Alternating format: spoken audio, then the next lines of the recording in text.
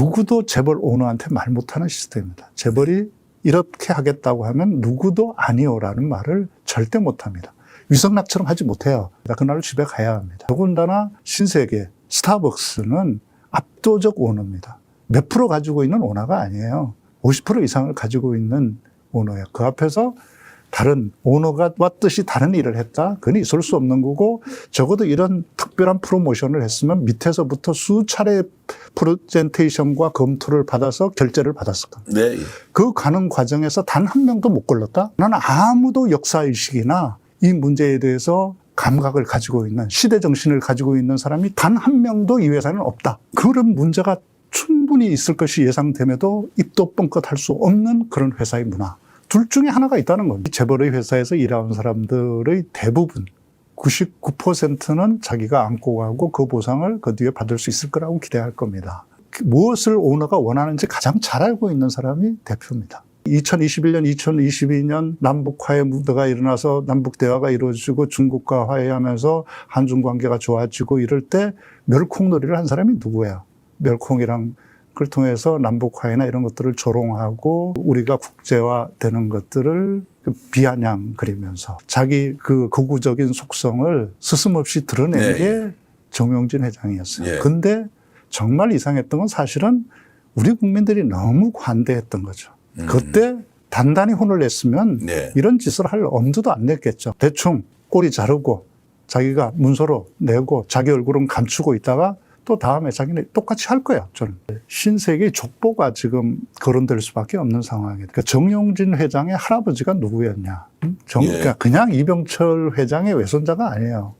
친일파였어요. 항일 무장투쟁 시기에 그는 일본에 그 친일하는 당시 총독부 산하의 조선체육회 거기에 이사로 활약하면서 사업을 했어요. 만주로 사업을 떠날 때는 정무총감 제2인자죠, 총독부에. 그가 직접 나와서 반도 호텔에서 성대한 그 연회, 환송회를 여는데 참석해서 격려할 정도로 역량이 역할이 컸던 친일파라고 볼 수 있어요. 그리고 해방 뒤에는 그가 사업에서 다시 정치 활동에 뛰어듭니다. 국회의원이 됐어요. 그래서 3.15 부정선거에 개입해서 감옥에 갔다 온 사람이에요. 정금유착.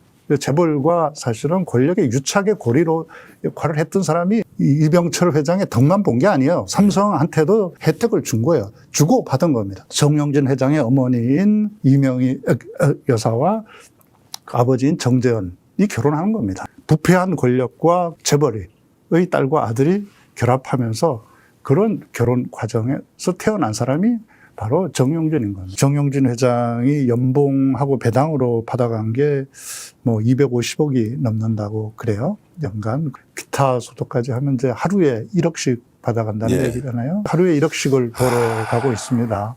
우리 국민들이 한 잔 한 잔 마신 돈을 모아서 이 기업들이 매출액이 연간 3조.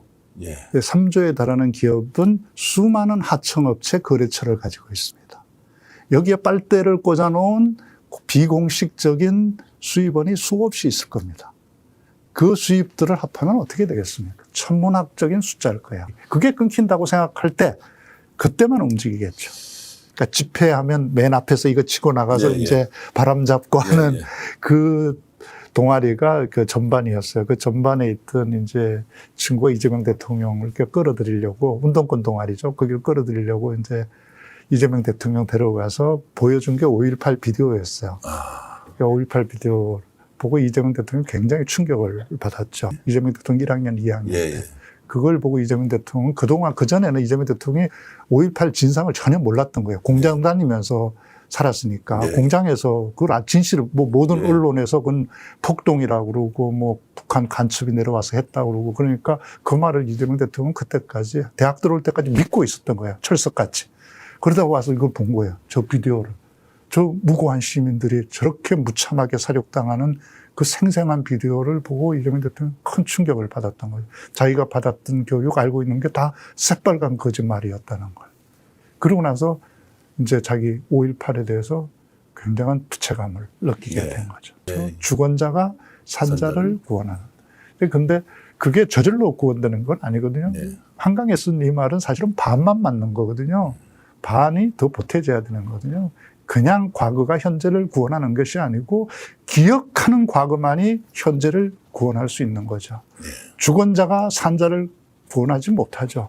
네. 우리가 기억하는 죽은 자들만이 산 자를 구원할 수 있는 거죠. 네. 바로 그것을 기억하고 죽은 자들을 우리가 잊지 않는 것. 그래야만이 우리가 과거로부터 현재를 구원받을 수 있다는 사실을 이재명 대통령 이 두 명의 그 무덤을 참배하는 5.18 묘역을 참배하는 걸 통해서 저는 보여주었다고 생각합니다. 그 국힘 스스로 변화하는 일은 없을 거라고 생각합니다. 과거의 정당들, 자유당 스스로 없어졌습니까? 자유당이 없어진 건 국민들이 그 다음 선거에서 자유당을 괴멸시켰기 때문에 지금 국힘도 저는 국민들이 괴멸시키지 않는 이상 사라지지 않을 것이다. 그리고 자체적으로 변화할 일은 절대 없을 것이다. 국민들이 해주느냐 마느냐만 남아있다. 저는 6월 3일 선거의 의미는 간단하다고 생각합니다. 내란 종식의 선거다. 네. 이 선거에서 내란 세력을 완전히 정리하면 우리는 이제 내란의 시대를 벗어나서 새로운 시대로 간다. 네. 네, 실용과 미래로 가는 출발점이 될 거다. 그러나 만약에 이걸 정리해내지 못하면 우리는 다시 4년 동안 이 내란 세력들이 바로 할 수 있는 기회를 만들어 줄 것이다. 그래서 이번 6.3 선거를 통해서 지방정부든 중앙정부든 국회든 지방의회든 내란에 동조하는 세력은 모조리 정리해내야만이 우리가 미래로 갈 수 있다. 반드시 그렇게 돼야 하는 선거라고 생각합니다.